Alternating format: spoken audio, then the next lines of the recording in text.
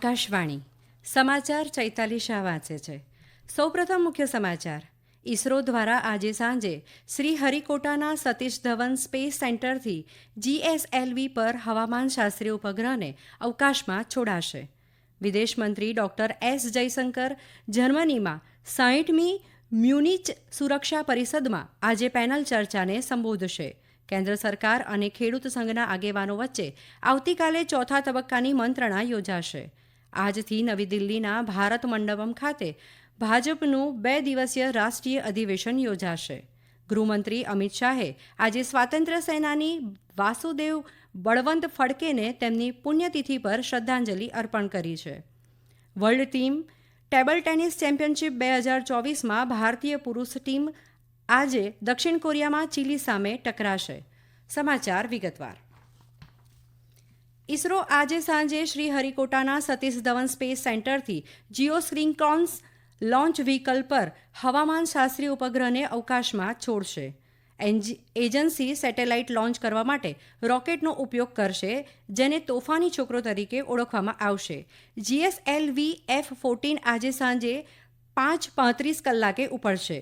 ઇસરોએ જણાવ્યું હતું કે તે એકંદરે રોકેટનું 16મું મિશન હશે અને સ્વદેશી રીતે વિકસિત ક્રાયોજેનિક એન્જિનનો ઉપયોગ કરીને તેની 10મી ઉડાન હશે. આ મિશન ઇનસેટ 3DSને જીઓસ્ક્રિનોન્સ ટ્રાન્સફર ઓર્બિટમાં મૂકવાનું છે. આ મિશનનો ઉદ્દેશ્ય પૃથ્વીની સપાટી પર દેખરેખ રાખવાનો અને હવામાનશાસ્ત્રીય મહત્વની વિવિધ સ્પેક્ટ્રલ ચેનલોમાં સમુદ્રી અવલોકનો અને પર્યાવરણને હાથ ધરવાનો છે. વિદેશમંત્રી ડોક્ટર S જયશંકર જર્મનીમાં 60મી મ્યુનિચ સુરક્ષા પરિષદમાં ભાગ લઈ રહ્યા છે. પરિષદના ભાગરૂપે ડોક્ટર જયશંકર આજે growing the pie seizing shared opportunities પર પેનલ ચર્ચાને સંબોધન કરશે. જર્મનીના વિદેશમંત્રી અનાલેના બેરબોક અને અમેરિકાના વિદેશમંત્રી એન્ટોની બ્લિન્કન પણ પેનલ ચર્ચામાં ભાગ લેશે. પરિષદની બાજુમાં ડોક્ટર જયશંકરે ગઈકાલે અમેરિકાના વિદેશમંત્રી બ્લિન્કન અને તેમના બ્રિટિશ સમક્ષ ડેવિડ કેમરન સહિતના અગ્રણી નેતાઓ સાથે દ્વિપક્ષીય સહયોગ તેમજ મુખ્ય વૈશ્વિક અને પ્રાદેશિક ચિંતા સાથે સંબંધિત મુદ્દાઓ પર ચર્ચા કરી હતી.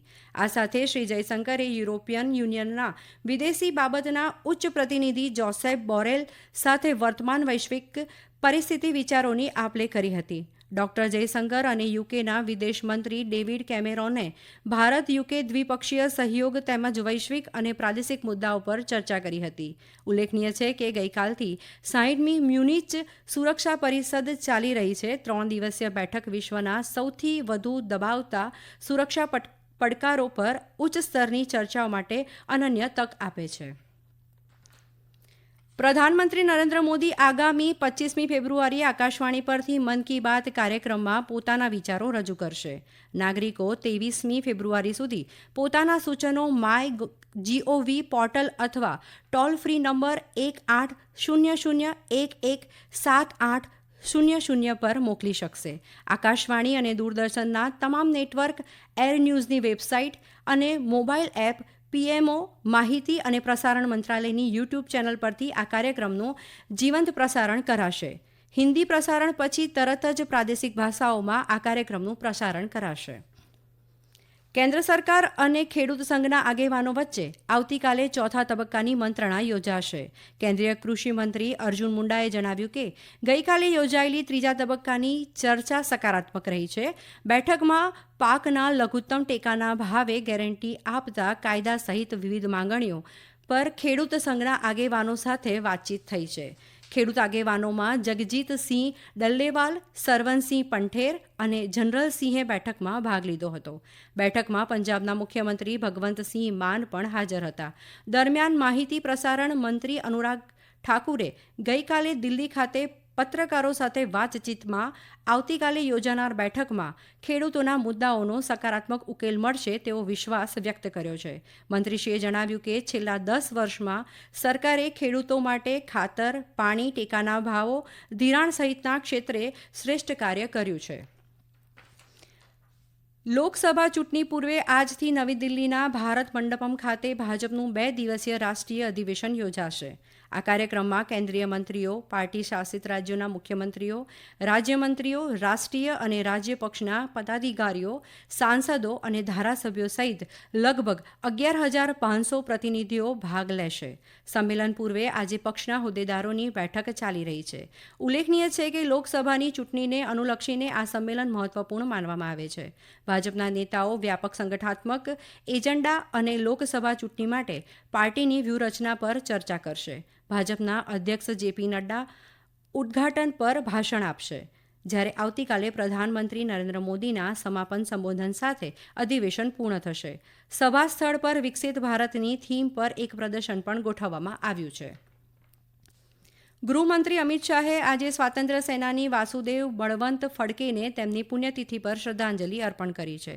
એક સંદેશમાં શ્રી શાહે કહ્યું કે શ્રી ફડકેજીએ દેશમાં સશસ્ત્ર ક્રાંતિનો પાયો નાખ્યો અને સ્વરાજ મેળવ્યું. તેમણે ઉમેર્યું કે તેમનો ઉદ્દેશ્ય એ દેશવાસીઓને અંગ્રેજો સામે મુક્તિ ચળવળ માટે પ્રેરિત કર્યા હતા. શ્રી શાહે વધુમાં ઉમેર્યું હતું કે ભારત માતાની આઝાદી માટે પોતાનું સર્વોચ્ચ બલિદાન આપનાર શ્રી ફડકેજીનું જીવન યુગો સુધી સૌને પ્રેરણા આપતું રહેશે. આપ આ સમાચાર આકાશવાણી પરથી સાંભળી રહ્યા છો. World team table tennis championship 2024માં ભારતીય પુરુષ ટીમ આજે દક્ષિણ કોરિયામાં ચીલી સામે ટકરાશે. મેચ બુસાન ખાતે સાંજે 4:30 કલાકે શરૂ થશે.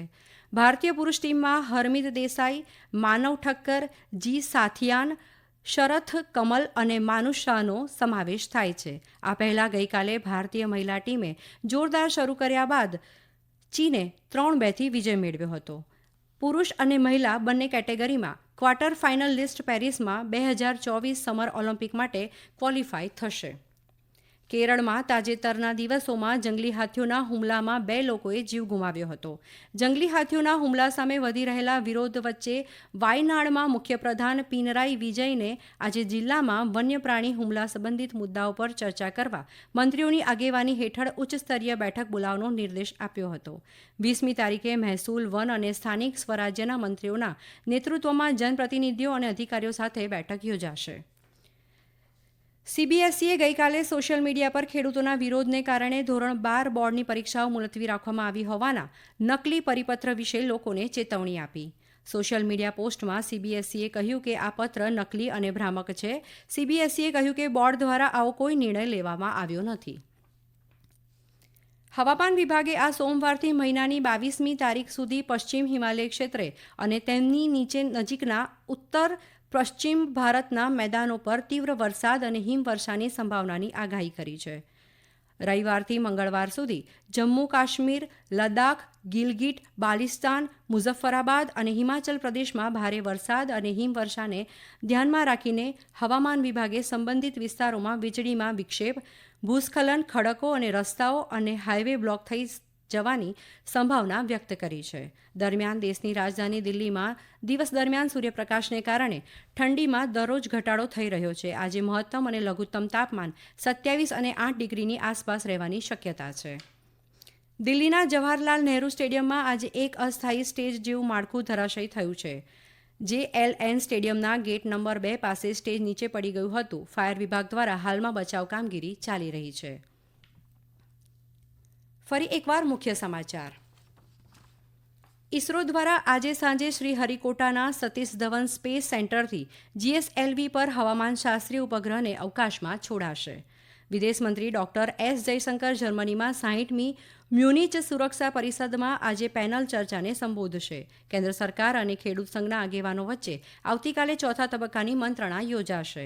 આજથી નવી દિલ્હીના ભારત મંડપમ ખાતે ભારતનું 2 દિવસીય રાષ્ટ્રીય અધિવેશન યોજાશે. આકાશવાણી પરથી સમાચાર પૂરા થયા.